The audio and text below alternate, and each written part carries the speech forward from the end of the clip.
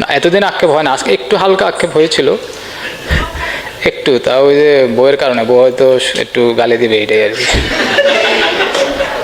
একটু এতদিন খারাপ লাগে নাই, প্রথম সেঞ্চুরি করতে পারলো না, খারাপ না, তখন তার বউ বকা দিবে বলে। কিন্তু বিসিবিতে তাকে টাকা গোয়াতে দিতেছে, একটা খেলা খেললে তার বিসিবি টাকা দিতেছে, ওটা কিছুই না।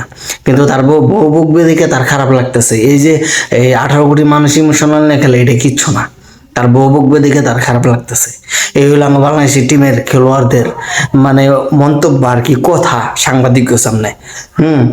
আজকে যদি ভালো খেললে এই পরিমাণ টাকা দিত, খারাপ খেললে এই পরিমাণ টাকা দিত, তাহলে ঠিকই ভালোই খেলতো। ইঙ্গা হলো কি খালি টাকা নেওয়ার জন্য, খেলার জন্য নয়।